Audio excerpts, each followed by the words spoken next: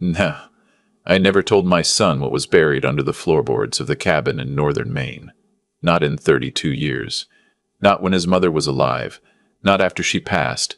Not even when he turned 40, and I figured he was old enough to be trusted with the weight of it. Some things you carry alone because that's the deal you made. And you don't break the deal just because your shoulders get tired.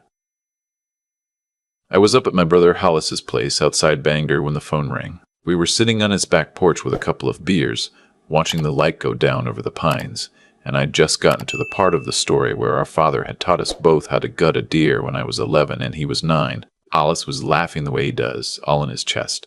And then my phone buzzed against the wood of the chair arm, and I saw my son's name, and something in my gut went cold before I even picked up. Dad. That one word. The way he said it. I've been a father for 41 years, and you learn the language of your kid's voice the way you learn the language of weather. This was a storm voice. What is it, son? You need to call somebody. The sheriff. I don't know. She's at the cabin. She's at the cabin right now, and she's got the door open, and I don't know what to do. I set the beer down. Hollis stopped laughing. Slow down. Who's at the cabin? My wife. Dad, she's there.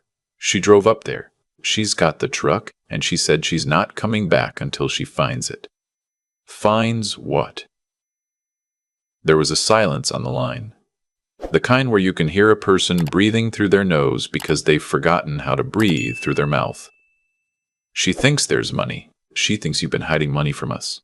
From me. She kept saying it tonight, over and over. That you've been lying to me my whole life, and that it's hers too because she's family now. I closed my eyes. I could see the cabin in my head clear, as if I were standing in front of it, the sagging porch my father and I rebuilt the summer before he died. The black iron stove. The trapdoor under the rag rug in the bedroom that nobody had lifted since Reagan was president. How does she know about the cabin, son? I told her. Months ago. I'm sorry. I told her you'd taken me up there as a kid, and she kept asking, and I didn't think anything of it.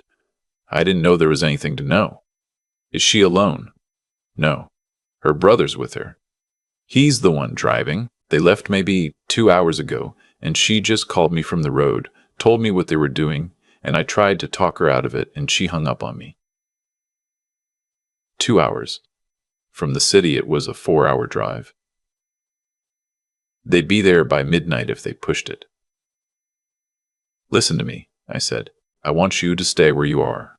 Don't get in your car. Don't drive after her. You hear me? Dad, she's my wife. I hear you. And I'm telling you to sit tight. I'll handle this. I hung up, and Hollis was looking at me with that face he gets, the one where he's already 3 steps ahead and doesn't like where the math is leading. What's at the cabin, brother? I told him. I hadn't told anyone in my life except his mother, my late wife, who knew because she'd been there when we put it down there, and now I was telling him, because I needed somebody to know in case this went wrong. I told him what was under the floorboards, and what was in the safe deposit box in the bank in Portland, and what my wife had set up before she got sick, before she knew she was sick, because she had a kind of sense about people that I never quite developed myself. She'd looked at our future daughter-in-law one Thanksgiving and said to me later that night, in our bedroom with the door closed, "That girl is going to try to take something from him one day, and I'm going to make sure when she does, she walks away with nothing." 3 months later, she was diagnosed.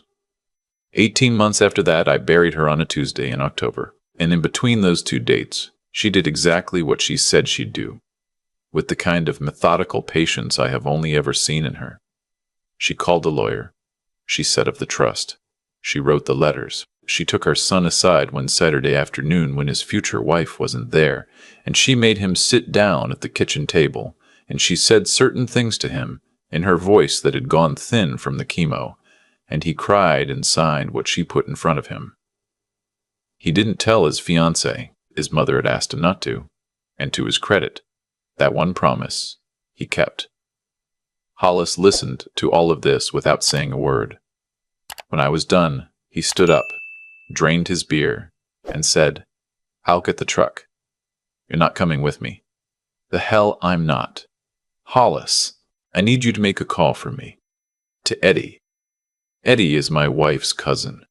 He's been the property manager for the cabin and the surrounding 20 acres for as long as we've owned it. He lives 12 minutes away from there, in a double wide on a piece of land his father left him, and he keeps a key to the gate at the bottom of the access road. He also keeps something else, which I'm not going to specify, but which my wife had insisted he keep, back when she was making her arrangements. Tell Eddie what's happening. Tell him not to engage. Tell him to drive up to the gate and lock it from the inside and wait for me. And tell him to call the sheriff out of Aroostook County. He knows who to ask for. Hollis nodded slowly.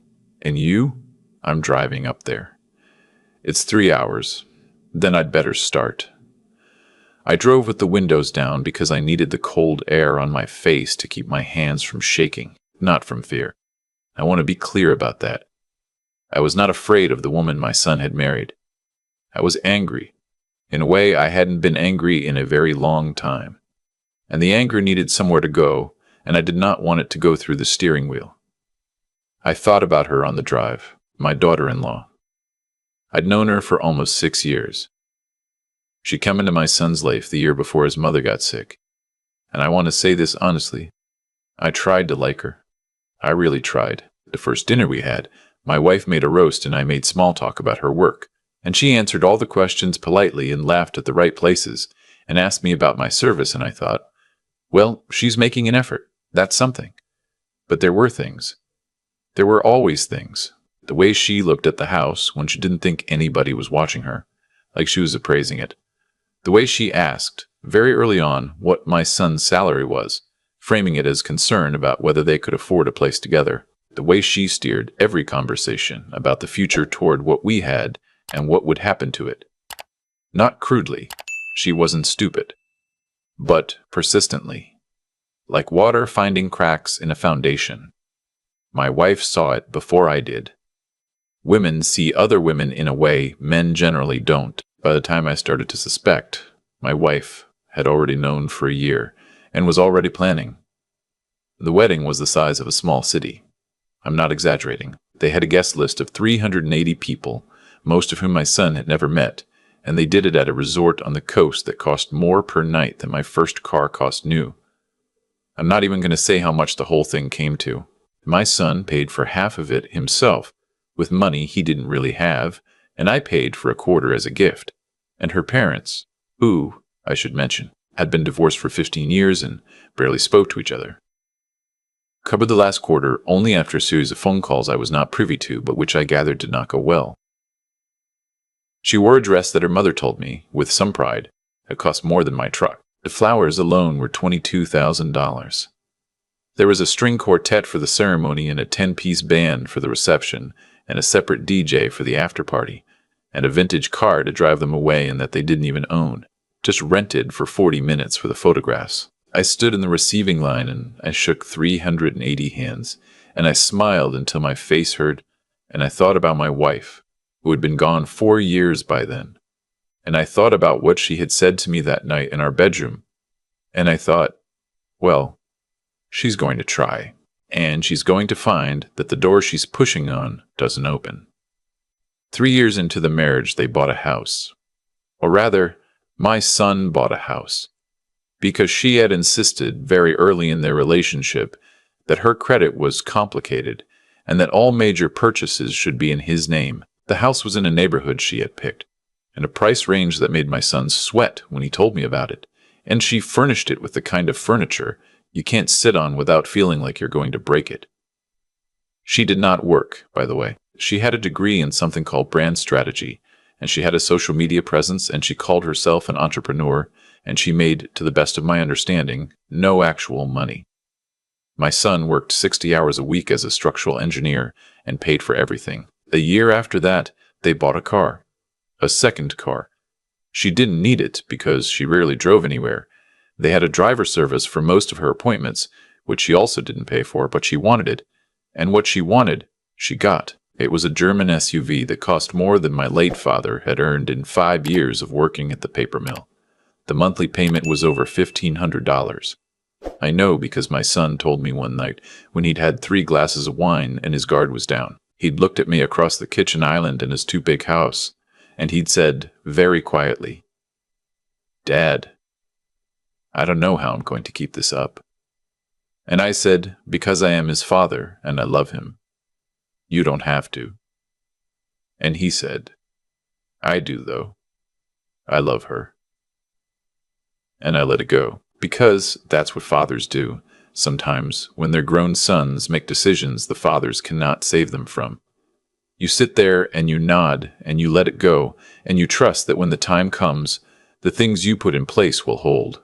The cabin is not a cabin anymore, not really. It was a cabin when my father bought the land in 1962 with money he'd saved from 20 years of overtime at the mill. It was a cabin when he built it, with his own hands over the course of 3 summers, helped by me and Hollis and our uncle and a guy named Pop who lived down the road and never quite explained what his real name was.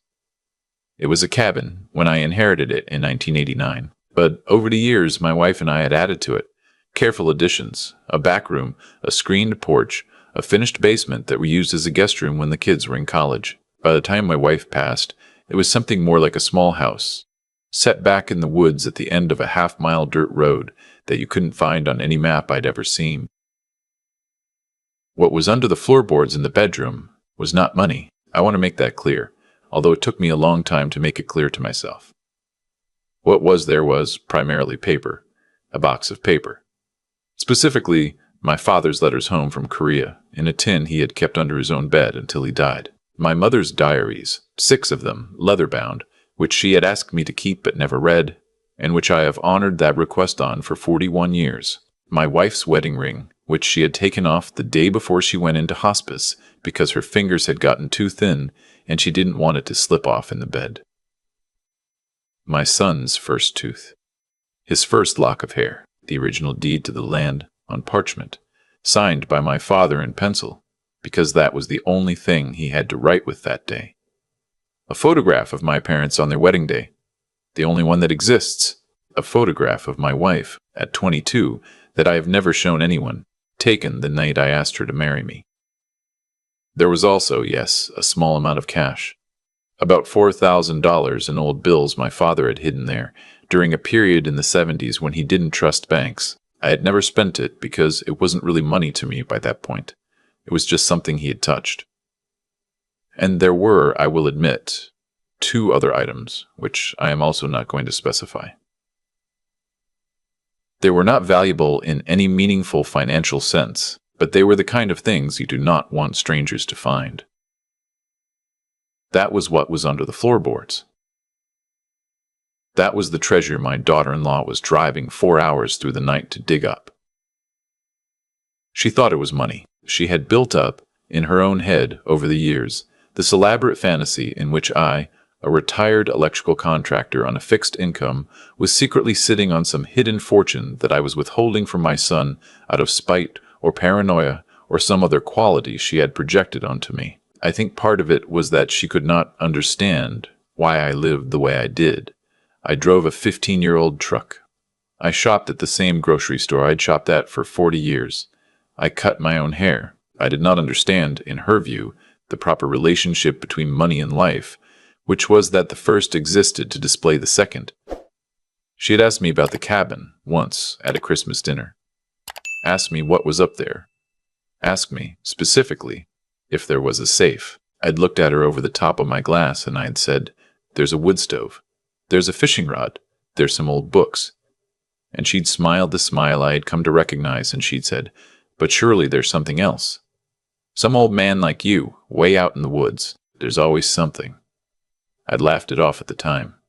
My wife, sitting next to me, had not laughed. I drove. The miles fell away. I called Eddie from the road and he picked up on the second ring and said yes. Hollis had reached him and, yes, he was on his way to the gate. And yes, the sheriff's deputy was going to meet him there.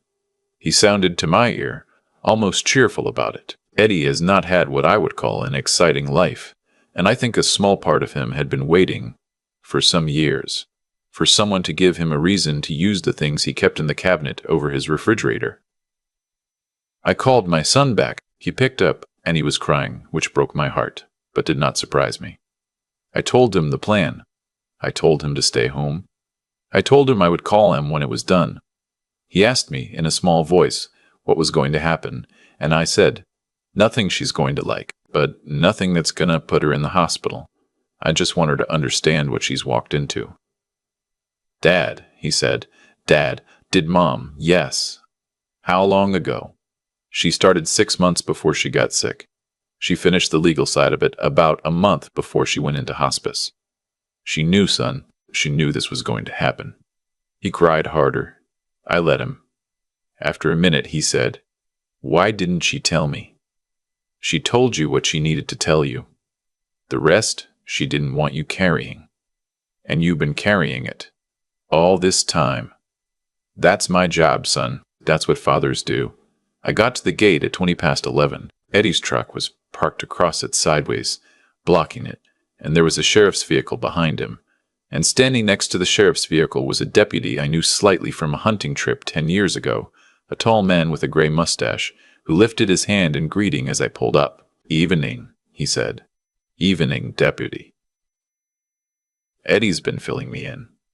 You want to tell me your version? I told him. I kept it short. I gave him the names. I told him my daughter-in-law had not, technically, broken any law yet, because she had not yet entered the property. The cabin was a quarter-mile up the road from the gate. They had not arrived. We were ahead of them. The deputy nodded. He looked at his watch. He said, well, let's see what they do when they get here. We waited. Eddie offered me coffee from a thermos, and I took it. The night was cold for early September, and there was the smell of wood smoke from somewhere far off. I thought about my wife. I thought about her thin hand on mine in the hospice bed when she had said to me, the last clear thing she ever said, don't let her win. Headlights came up the road at 12 minutes after midnight. A black SUV, the kind my son had paid for. It slowed when it saw the gate and the lights and the deputy. It stopped about 50 feet away. Nobody got out for a long moment. Then the passenger door opened, and my daughter-in-law stepped out. She was dressed for what she imagined this trip to be. Hiking boots, brand new, the kind that have never seen a trail. A canvas jacket over expensive sweater. Her hair pulled back. She had, I noticed, a flashlight in her hand, and I could see in the back of the SUV the shape of bags and boxes and what looked like a long-handled tool of some kind. Bolt cutters, I thought. Or a crowbar. She walked up to the gate. She saw me. Her face went through several expressions in a very short amount of time, ending on something I would describe as a kind of frozen smile. Oh, she said. What a surprise. Evening, daughter, I said. I had always called her that. It had always made her uncomfortable, which was, I will admit, why I'd kept doing it. What are you doing up here? It's my property. I know that. I just mean it this hour. I might ask you the same thing. She glanced at the deputy. Her smile got tighter. My husband and I have been thinking of buying a place up here. A weekend place. I thought I'd come look at the area, get a feel for it. At midnight. I drove later than I meant to. With your brother. He came along for company.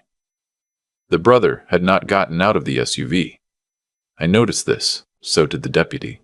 Sir, the deputy said, leaning down a little to look through the windshield. Would you mind stepping out of the vehicle, please? The brother got out. He was a heavy-set man, maybe 35, with the kind of expression people wear when they have been talked into something by a sister that they are a little afraid of. He stood by the front of the SUV, and he didn't say anything. Daughter, I said, why don't you tell the deputy what's in the back of the truck? Just camping gear. Bolt cutters? She didn't answer. Crowbar? She didn't answer. Shovel? She didn't answer. The deputy walked around to the back of the SUV. The brother, to his credit, opened the hatch without being asked. The deputy looked inside for a long moment. Then he straightened up and he said, very mildly, Ma'am, that is a lot of camping gear. We were going to do some renovations on the property. The one we're thinking of buying. Which property is that? It's not finalized. Ma'am, may I see your driver's license? She gave it to him. He copied down the information. He copied the brother's information too. He took photographs of the inside of the SUV with his phone. He made a phone call to somebody, very quietly, and he wrote down what they told him. Then he came back to where I was standing and he said, "Sir, would you like to press charges for attempted trespass and conspiracy to commit burglary?" I looked at my daughter-in-law. She was, finally, starting to understand. I could see it happening in her face, the way you can see clouds change color before a storm. "Not tonight," I said. The deputy looked surprised. So did Eddie. So did my daughter-in-law, although for a different reason. "I'm not going to press charges tonight," I said. "I'm going to do something different. Daughter, come here." She walked up to the gate. The deputy stayed where he was. Eddie stayed where he was. The brother stayed where he was. I said to her quietly, so only she could hear, "There's nothing here that you want." No. Listen to me. There's nothing here that you want. There's no money. There's no jewelry. There's no investment portfolio. There's no gold buried in the basement. The thing my son's mother left him is already in a trust that you cannot touch. The house you live in is in a trust that you cannot touch. The house you live in is in a trust that you cannot touch. The accounts you think are joint are not joint. The car you drive is leased through a corporate entity that owns nothing else, and if my son stops making the payments, which I am going to encourage him to do, starting tomorrow, it will be repossessed within 60 days. Do you understand what I'm telling you? Her face was very white. You signed a prenuptial agreement 6.5 years ago. You told my son you didn't read it. You did read it. I have a video of you reading it. My wife arranged that too. That's illegal. It was filmed in my house, by me, with full disclosure to your attorney at the time, who, you may remember, you fired 2 weeks after the wedding. We have his receipt of the file. The agreement is airtight. My wife was a very thorough woman. She said nothing. Her mouth was open slightly. What you came here for tonight does not exist. What does exist is a box of letters from a dead Korean War veteran to his wife. A box of diaries from a woman you never met. A wedding ring that belonged to my late wife, which my son will receive when I die, not before. Some photographs. Some other items that have personal meaning to me and to no one else in the world. That is what you were going to break in here to steal tonight. Letters from a man who has been dead for 36 years. She started to cry. I want to say something here. I am not a man who enjoys watching a woman cry, even a woman like her. I took no pleasure in it. I felt, mostly, very tired. I'm not going to press charges tonight, I said. I'm going to do something worse. I'm going to call my son in the morning. I'm going to tell him exactly what happened here. I'm going to play him the audio recording from the dashboard camera in my truck, which has been recording this entire conversation. I'm going to send him the photograph the deputy just took of the bolt cutters in your trunk. And then I'm going to let him decide what he wants to do. He won't believe you. Yes, he will. He loves me. Yes, he does. And he loved his mother more. And she saw you coming 6 years ago. And he knows that, in a place inside himself, he's been refusing to look at. Tonight, he's going to look at it. She was crying harder now. The smile was completely gone. What was left was a face I had not seen on her before, which was, I think, the actual face under all the others. It was younger than I expected, and tireder. Get in your car, I said. Drive home. Don't go to my son's house tonight. Stay with your brother. Stay with your mother. Stay anywhere but there. He's going to need a few days. She got in the car. The brother got in the car. They drove away. The deputy looked at me. He said, "You sure you don't want to file something?" "I'm sure." "All right then." He drove away too. Eddie offered me his couch, and I took him up on it because I was suddenly so tired I could not have driven another mile. I called my son from Eddie's kitchen at 2 in the morning. I told him everything. He was very quiet on the phone. At the end of it, he said, "Dad, can I come up there in the morning? I want to see the cabin." "Yes, son, come up." He came up the next morning. He had not slept. He looked older than I had ever seen him look. We walked up the road from the gate together, and I unlocked the cabin, and we went inside, and I rolled back the rug in the bedroom, and I lifted the floorboards, and I showed him the box. He sat on the edge of the bed, and he opened it slowly. He looked at his grandfather's letters. He looked at his grandmother's diaries. He picked up his mother's wedding ring, and he held it in his palm for a long time, and his shoulders shook, and he did not make a sound. After a while, he said, "This is what she came for." Yes. She would have thrown all of this away. Yes. She wouldn't have even understood what it was. No, son, she wouldn't have. He sat with the ring for a long time. Then he closed the box, very gently, and he said, "I'm going to file on Monday." "All right. I don't want her in the house when I get back. Eddie can drive you home today. He'll wait while you change the locks. I've got a guy. He can be there by 5. Thank you, Dad." We drove back down to the gate together. Before we got in our separate trucks, my son stopped and he turned to me and he said, "What else did Mom set up? That you haven't told me about." I thought about it. I thought about my wife on her last good day, sitting in the sunroom with her lawyer, signing pages. "There's a letter," I said. "She left a letter for you. I was supposed to give it to you when this happened. If this happened, she wasn't sure it would." "Where is it?" "In my safe at home." "Can I have it tonight?" "Yes, son." He gave me a look I will remember until the day I die. It was the look of a man who has just understood, all at once, that he has been loved his entire life by people he did not always know how to see clearly, and that it is not too late to love them back. The divorce went through in about 14 months, which is fast for a contested case. The prenup held, exactly the way my wife's lawyer had said it would. My daughter-in-law walked away with her own premarital assets, which were not much, and the German SUV, which was repossessed 3 weeks after the filing because my son did stop making the payments the morning after he came back from the cabin.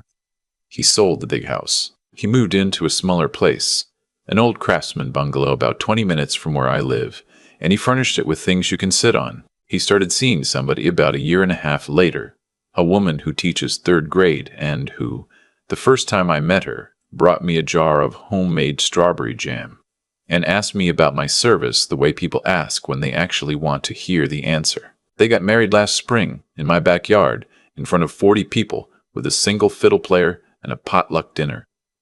He wore his grandfather's suit, which I had kept all these years for him. The cabin is still standing.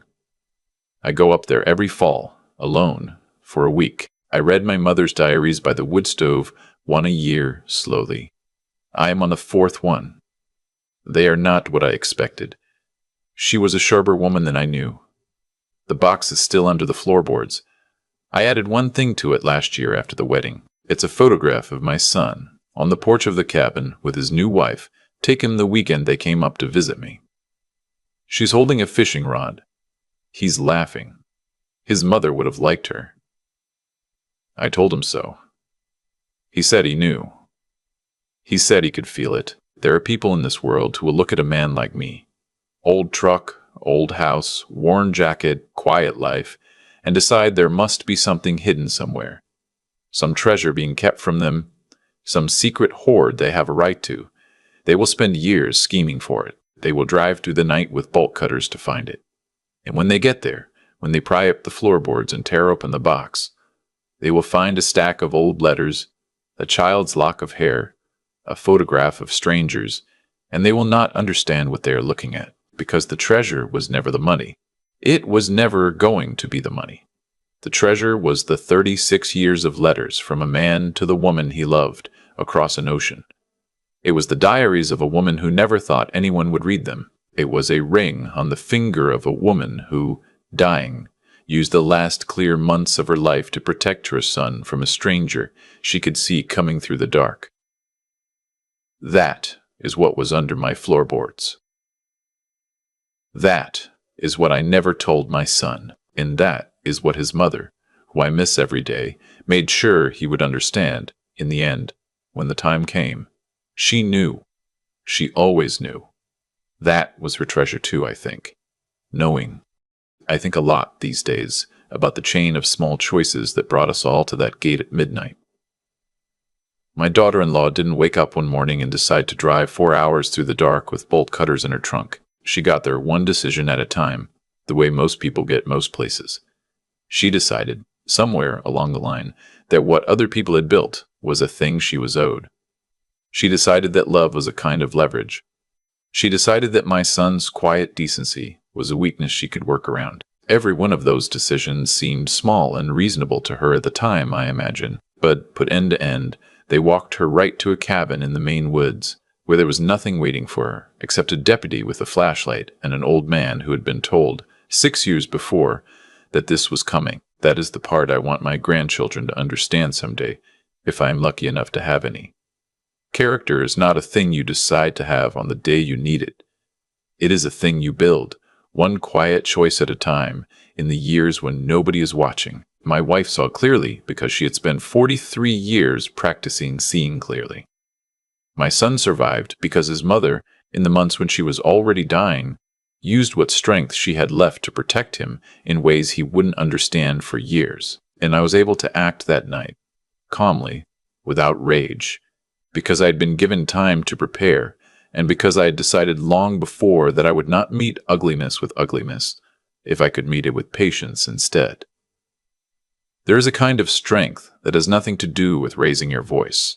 Alice taught me that when we were boys, watching our father handle hard men at the mill without ever once cursing at them. Marlene reminded me of it every day she was alive. Eddie showed it to me again that night at the gate, doing exactly what was needed and no more. Strength is not the loud thing. It's the still thing. It's the thing that sits and waits and does not flinch. If you are watching this and you have something worth protecting, a family, a memory, a piece of land your father built with his hands, I want to tell you something simple. Do not assume the people you love will see what you see. Write it down. Set it up. Talk to a lawyer. Tell the truth, even the hard truths, to the people who need to hear them while you still can. My wife did, and her foresight outlived her by years. That is the real inheritance. Not the money, not the cabin, not the box under the floor. The inheritance is the act of having loved your people clearly enough, in time, to leave them ready for the world that is coming. That is what I learned. That is what she taught me. And that, in the end, is what I have left to pass on.